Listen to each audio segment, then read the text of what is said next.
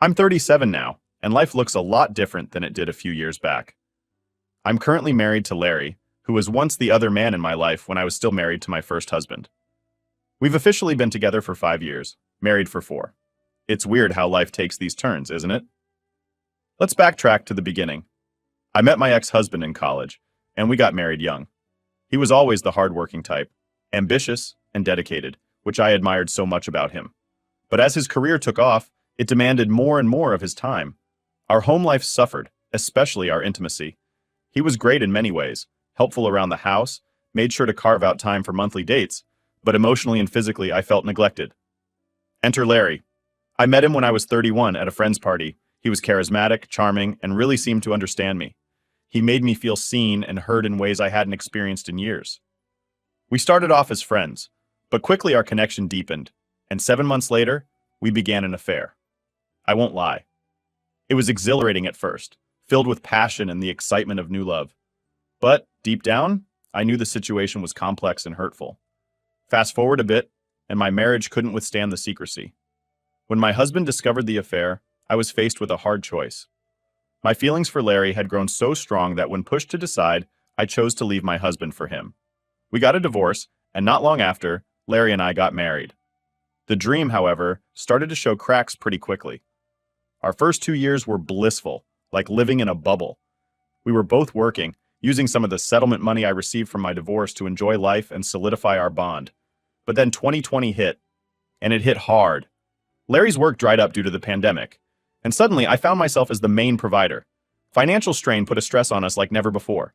I took on 2 jobs just to keep us afloat, and even then, it was a struggle.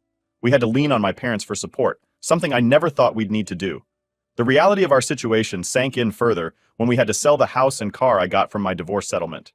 We downsized to a cheaper place, squeezing every penny to save for a potential business venture as a way to turn things around. Starting the business was a desperate move, but thankfully, it began doing better than we expected. It was like once we shed all remnants of my past life, including the physical ties to my ex-husband, we could finally start to build something new for ourselves. It's been hard work and there are no guarantees, but we're holding on to the hope that things will continue to improve. About 4 months ago, I found out that my partner Larry was secretly taking money out of my savings. That's like if you had a piggy bank where you were saving up for something cool, and then you found out someone was sneaking some out when you weren't looking. When I asked him about it, he got really mean and said he didn't trust me. That's because before I was with Larry, I made a huge mistake in my previous marriage. I wasn't faithful, and since Larry was single when we got together, he thinks it's okay to keep some of my money for himself, just in case things go bad between us. Larry also doesn't help out at home at all. Imagine if you had to do all the chores and someone else just chilled, played games, hung out with friends at the bar, and didn't do anything to help. That's what's happening. And it gets worse. I recently found out he's cheating on me with a waitress from the bar. It really shocked me and made me super sad because I thought we were supposed to trust each other. Now, talking about divorce feels like a giant mess because we don't have a lot of money, and everything seems messed up. It's even harder than when I was with my ex-husband. Plus, Larry just quit his job, so things are really tight, and it's hard to pay for everything we need. I also have a daughter from my first marriage. She's 12, and tells me how awesome her dad is doing. They even went on a cool trip to Venice, which makes me a bit sad and jealous. I feel like maybe I didn't end things well with him. I did tell him the truth about cheating, and we split pretty amicably. He got to keep our daughter most of the time, and I got our house and car and to see her 5 days a month. But now I can't stop thinking about my ex. Maybe it's guilt, or maybe there's still love there, or maybe I'm just really mixed up because everything's a mess. I wonder if I should talk to him, but we only ever chat about our daughter, and I haven't seen him in person for a year and a half. Part of me thinks I'm a terrible person for cheating and breaking up a good thing before, and now my life's just falling apart. A small edit. I didn't left my daughter. My husband begged me to give him the primary custody as he realized he can't have it as he works in a very demanding job. I just wanted the house. But we came to a conclusion where he offered to give me money. Car and the house in exchange for primary custody. I feel guilty. Yes, but do I want to get back to him? No, because I know it won't be the right thing to do. I destroyed him and I am guilty enough. Now he rebuilt himself. I'm proud of him. My life is in shambles. And it is because of me. I take full responsibility. I just keep thinking of him because I miss him. I want to have a conversation with him and nothing more. This with the fact that the man I left him for is now having an affair and cheating on me is tearing me up. Now for the top comments before the update. Taking his money, car, and house is the thing that stands out to me here. Anything else I can understand? But to screw him over that badly and now want him back? No sympathy. Having an AP is one thing, but treating your ex like an ATM after screwing him over. OP? It was a part of the deal we made. He badly wanted the primary custody of our daughter. But having the job that demanded much of his time, he knew it won't be happening. And I would probably get the primary custody of the child, which is why he offered this house, money, and car in exchange for primary custody of the daughter. He wanted this, not me. I told him over and over again. Surely I don't deserve a second of his time because I already screwed him. I know this. Nothing I can do can change this. I just can't stop thinking about him. Comment 2. We all make mistakes. At least you're now wiser. Start focusing on your life and better yourself. You should at least open up to your ex. Say you are sorry, but move on after. Good luck. Thanks. Comment 3. Your AP sounds like a total loser. I'm not sure why.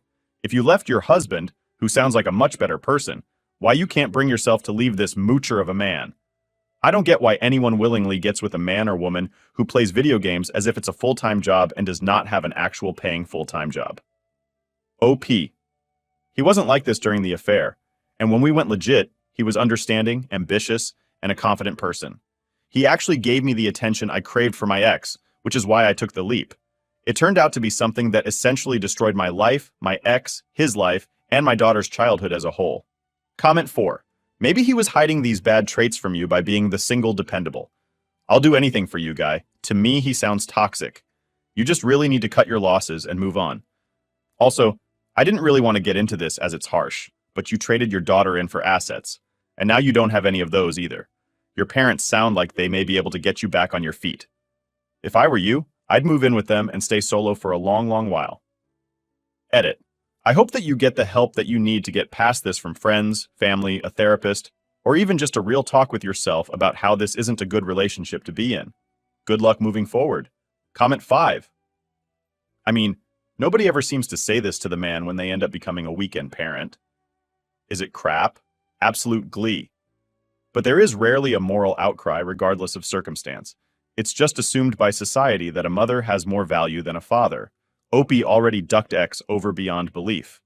This is why going legit with younger kids in the picture is so fucking dangerous. And I hate that it's so heavily condoned in this group. It's such rash decision. Opie. As materialistic and narcissistic as hell. Yet if she posted prior to the divorce, this group would have egged her on and encouraged that she ruined her husband and the divorce. OP, for heaven's sake, I didn't traded my daughter. I still see her. I told my ex-husband I cheated on him and wanted to leave him. Do you think it was easy? He begged me to give him the primary custody of our daughter. I already shattered him enough. I already destroyed him. Do you think it would have been all right if I got the primary custody of our daughter while he received the cash assets and 50 ownership of the house? Things would have been complicated.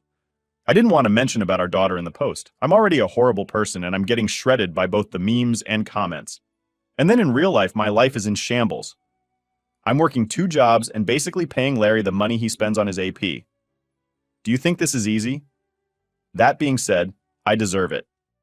I deserve all of it because of the foolish decisions I made. When reality hits you, you realize how much crap you are taking on.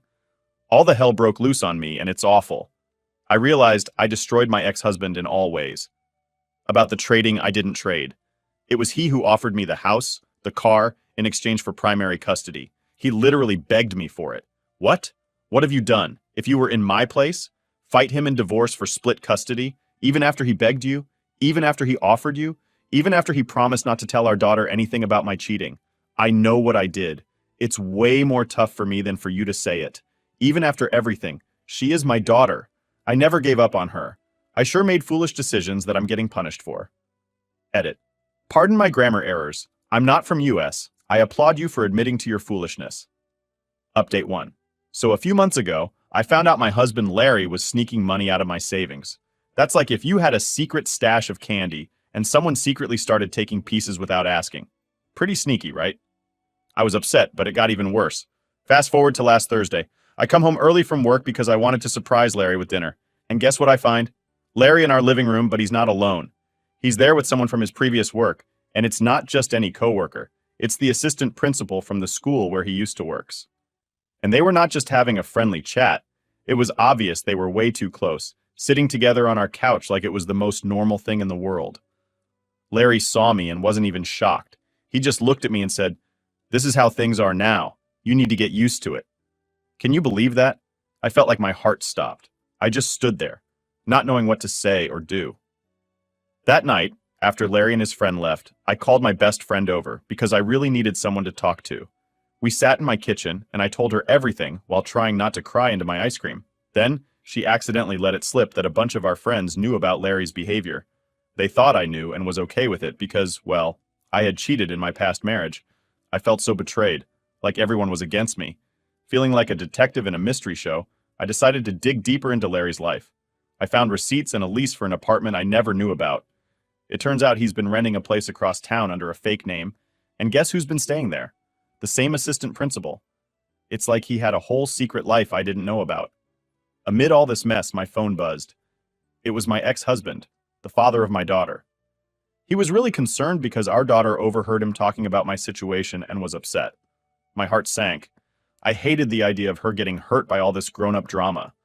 My ex asked if we could meet to talk about how to handle things with our daughter, who's only 12 and shouldn't have to deal with any of this. It made me think about how things used to be with him, more stable and secure, even if we had our problems. Now here's the crazy part. Larry decided he needed space after all this blew up. He packed some bags and left, just like that, saying he wasn't sure if we even had a future together. And there I was, left to pick up the pieces of my broken heart and a broken home. I'm stuck wondering what I should do next. Should I try to fix things with Larry, or is it time to let go and start fresh?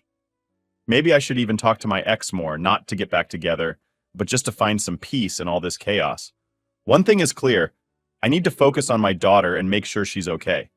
Everything else is just noise compared to making sure she feels safe and loved. Update 2. Last week, I was just chilling at home trying to have a normal morning, sipping my coffee and scrolling through some emails. Then the mail came. I figured it was just the usual stuff, maybe some ads or the electric bill. But nope, there was this super official looking envelope mixed in. My heart sank a little because, let's be honest, good news rarely comes in envelopes that fancy. I opened it, and bam! It was like a lightning strike, but without any of the cool thunder. The letter was from a lawyer, and not just any lawyer. This was a lawyer hired by Larry, my soon-to-be ex-husband. Yep, Larry decided it's time to divorce, which honestly, I saw coming. But here's the kicker. He's not just looking to split up and go our separate ways. He wants to take half of everything I own, including my business and my 401k account. My business is like my baby, something I built from the ground up, and my 401k is all the money I've been saving for when I'm old and gray and want to relax a bit. Reading that letter, I felt all sorts of things, angry, scared, and just really, really stressed. How could Larry, who used to be my partner in everything, turn around and try to take all that I've worked so hard for? It felt super unfair, like being the main character in a movie where everything starts going wrong. After freaking out for a good 10 minutes, I called my sister. She's always been the one I turn to when things get rough. We talked for a long time. She was super supportive, telling me that I needed to stand up for myself and not let Larry push me around. She said, "You gotta fight for what's yours and show him he can't just take things from you." She also told me to get a good lawyer, someone who would help me keep what I've worked so hard to build. Now here's where it gets even trickier. Fighting this battle in court is going to cost a lot of money. Lawyers aren't cheap, and with the business already feeling the pinch from all the drama, customers can sense these things, you know? I'm sweating about how I'm going to pay for all this. On top of all the grown-up legal stuff, I'm also a mom, and my daughter is seeing all this happen. She's only 12, but she's so wise and kind. She sees me upset and comes over to give me the biggest hugs, telling me, "Mom, it's going to be okay. You're the strongest person I know." It melts my heart. She's my little ray of sunshine, and I've made a promise to myself that no matter how messy this gets, I won't let it mess her up. She deserves a happy mom and a stable life, and I'm going to do whatever it takes to give her that. So, what's next? Well, it looks like I'm about to step into a huge battle. I need to protect my business, my savings, and most importantly, keep my daughter's world as happy and safe as possible. It's going to be tough, but I've got my sister and my daughter cheering me on, and I'm ready to fight like never before. Update 3. Okay, so remember how I told you things were getting pretty crazy with Larry wanting to take everything in the divorce? Well, I thought that was as bad as it could get, but nope. Life had another twist waiting for me. Feeling really down and kind of lost, I started thinking a lot about my past, especially about Mark, my first husband. He was the guy I was with before all this mess started. Things with him were pretty good at times, stable, secure, and he was really kind. After the whole disaster with Larry, I started missing those good old days with Mark. I thought maybe, just maybe, there could be a chance to fix things, to maybe start fresh with him. So, what did I do? I decided to actually go and see Mark. Yes, I drove all the way to his house, my heart racing like crazy. I was super nervous but felt like I had to try. When I got there, I took a deep breath and knocked on his door. When Mark opened the door, his face was a total picture of shock. Like he couldn't believe I was standing there. I got all jittery and started talking really fast. Hey Mark, I know it's been ages and a lot has happened. I've been thinking a lot about us, about our past and how we ended things. I'm really sorry for how everything turned out. I'm in a tough spot right now, and I guess I just miss how good things were with you. Do you think there's any chance we could talk about it? Maybe see if there's a way to start over? Mark looked at me like I had just turned up from another planet. He was clearly upset, and his voice got kind of loud. He said, "You think you can just show up out of nowhere and ask for a do-over after all this time? After everything you did?" I tried to explain, to tell him how sorry I was, but he wasn't having any of it. It was like he had built up all this anger, and now it was all coming out. Before I knew it, he said, "I think you should leave. We've both moved on, and there's nothing left to say." And just like that, he closed the door right in my face. I stood there for a moment, feeling a mix of shock, sadness, and a ton of regret. Driving back home was rough. I was crying, feeling totally alone and unsure about everything. Why did I think going to Mark would help? What made me believe he might want to revisit something we had both left behind? Now, I'm sitting here back at my place, feeling the weight of the world on my shoulders. I've got this messy divorce with Larry looming over me, trying to snatch away my business and my savings. And on top of that, I just got a major reality check from Mark, which really hurt. But here's what I realized. I can't keep looking back. I've got to face forward. Yes, I made mistakes, big ones, but I've learned from them too. I need to focus on the here and now, especially on being the best mom I can be for my daughter. She needs me to be strong, to be stable, and to show her that no matter how hard life gets, we can get through it. So the plan? I'm going to get myself a really good lawyer, someone who can help me fight Larry in court and make sure he doesn't take everything I've worked for. I'm going to pour my heart into my business, make it stronger and better than ever. And I'm going to spend every moment I can making sure my daughter knows she's loved and protected. It's not going to be easy, and I'm sure there are more challenges ahead. But I've got to keep fighting, keep pushing through, because at the end of the day, I believe there's a light at the end of this tunnel, and I'm going to reach it no matter what. Update 4. So, where do I even begin? Just when I thought I had seen it all, life decided to throw me another sham, or maybe a couple of them. After the whole debacle with Mark shutting the door in my face, I felt pretty down in the dumps. But you know what they say, life doesn't give you a break just because you're feeling low. First things first, I had to tackle the huge problem of my pending divorce with Larry, who suddenly turned into a character from a villain movie, wanting half of everything I own, my hard-earned business and all my savings piled up in my 401k. It was like a nightmare where you're falling and just can't wake up. Determined not to let Larry take me down, I went on a hunt for a superhero. Well, a super lawyer, actually. I found Miss Carter, a lawyer who came with awesome reviews and a reputation for being tough as nails.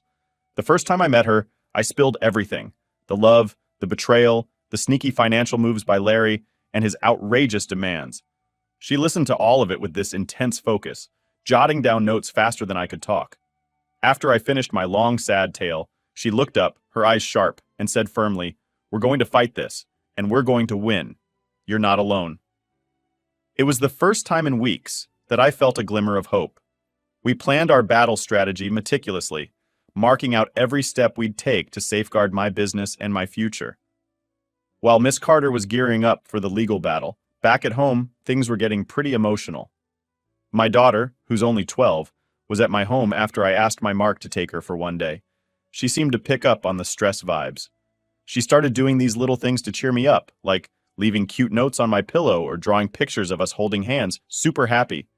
It was sweet, but also heart-wrenching because she was trying to take care of me when it should be the other way around. It made me even more determined not to let this whole mess drag me down. I had to be strong for her and for me. Just when I thought I had a handle on things, there was a knock at the door one lazy Saturday morning. I opened it, not expecting much, and who was there? My brother, who I hadn't seen in years because of a massive family fallout. There he was, looking kind of awkward and nervous. He asked if we could talk. We ended up sitting at the kitchen table with 2 steaming cups of coffee between us. He told me he'd heard about my situation through the family grapevine and felt it was time to put our differences aside and stick together because, according to him, family should stick together. It was unexpected but felt kind of nice to reconnect. He even offered to help out with my daughter whenever things got too hectic. Rebuilding bridges with my brother was like finding a safe harbor in the middle of a storm. It reminded me that even when things look really dark, there can be unexpected moments of light, people showing up for you, ready to help. So now, here I am, gearing up for what might be the fight of my life in court, but feeling a bit stronger with my lawyer and my brother by my side. I'm learning a ton about dealing with tough times, how they can really show you who's willing to stand by you and who you can really count on. Life is unpredictable, kind of like a wild. Sometimes you're up, sometimes you're down, but the ride always goes on. And as I brace myself for the next loop-de-loop, I'm holding on to the lessons I've learned, the people who are sticking by me, and the hope that after every storm, there's a little bit of sunshine waiting to break through. Update 5. The day started like any other stressful day. I woke up early, stomach all knotted up and my mind racing about the court hearing. I met Miss Carter, my lawyer, outside the courthouse. She looked sharp, confident, and ready to take on the world. Seeing her like that made me feel a bit better. Like maybe we had a real shot at winning this thing. We walked into the courthouse together, the air heavy and cool. The courtroom was big and a little intimidating, with high ceilings and long, echoing sounds every time someone moved or spoke. I sat down trying to look calm, but inside my heart was racing like a marathon runner. Larry was already there, looking all serious and lawyer it up. His lawyer had this slick, smooth-talking vibe, kind of like those TV lawyers who can twist any story to make their client look like an angel. The judge called the room to order, and Larry's lawyer started off. He was really good at telling Larry's side of the story. He talked about how Larry had always supported me in my business, even if it wasn't with money. He painted a picture of Larry as this loving, self-sacrificing husband who just wanted what he thought was fair. Then it was our turn. Miss Carter stood up and presented our case. She was amazing, laying out all the evidence we had gathered, emails, financial records, everything showing that Larry hadn't contributed to the business and had been involved in shady stuff on the side. She spoke clearly and strongly, making it seem like we had the upper hand. But then, the unexpected happened. When Larry got up to speak, he was really emotional. He talked about how lonely he felt when I was busy with my business, how he felt left behind. He even teared up a bit. It was a performance worthy of an award, and it seemed to hit a nerve with the judge. The waiting for the verdict was the worst part. Time seemed to slow down, and every tick of the clock was like a thud in my chest. Finally, the judge made his decision, and it was like a punch in the gut. Larry won. He was awarded half of everything. Half of my business, half of my 401. Half of my world. It didn't seem fair. It didn't seem right. But it was real. Walking out of the courthouse, I felt like I was in a bad dream. Everything I'd worked so hard for, half of it was now gone, just like that. It was tough to take. Back home, I had to take some time to just absorb it all. My brother, who had been my rock these past few weeks, kept reminding me that this wasn't the end. "You're down, but not out," he said. "You can rebuild. You can come back stronger." His words helped, even if they didn't fix the hurt. Now I'm looking at what's next. It's going to be a tough road, trying to rebuild my finances and my business. But I've learned something important through all this. Resilience isn't just about fighting through the good times. It's about how you handle the hits in the bad times. I've got my daughter, my brother, and a lesson in toughness that no courtroom can take away from me. As I plan my next steps, I'm focused on recovery and rebuilding, not just my business, but my spirit too. Life threw me a curveball, but I'm learning how to swing back even harder. Last update. As I sit here typing this, a lot has changed since my last update. The dust has settled from the courtroom and life has found a new kind of normal, but it's a normal that came with tough lessons and some real soul searching. Looking back at everything that happened, from my first marriage to Mark, the whirlwind and downfall with Larry, to the dramatic courtroom battles, I've come to a stark realization. If you have a good thing, especially a good relationship, it's worth more than gold, and it shouldn't be taken for granted. I used to think that the grass might be greener on the other side. Larry seemed like an exciting new chapter after feeling neglected in my marriage with Mark. But that adventure turned into a nightmare, one that cost me not just financially, but emotionally and spiritually too. Larry's charm was just a mask, and beneath it was a person I barely recognized by the end. The court's decision was a hard pill to swallow. Losing half of everything to Larry felt like a cruel joke, especially after everything came to light. But it was during these dark times that I found out just how resilient I could be. My daughter, with her endless optimism and love, and my brother, with his renewed support, showed me the true meaning of family and strength. So here's my piece of advice. If you have a good husband or a good partner, cherish them. Work on your problems together, communicate, and don't let small gaps grow into gulfs that can't be bridged. I learned the hard way that the excitement of new things fades, but the deep, abiding comfort of a shared history and mutual respect is rare and precious. I'm rebuilding now. My business, my life, my inner circle. It's not easy, and some days are harder than others. But I'm moving forward with a clearer understanding of what's important. I'm also giving back, talking to young people about my experiences, hoping they can learn from my mistakes rather than repeating them. Life is a series of chapters, and while some of my chapters have been pretty turbulent, I'm working on making the next ones full of peace, growth, and happiness. Mistakes are part of the human experience, but they don't have to define us. We can learn, we can grow, and most importantly, we can forgive ourselves and move forward.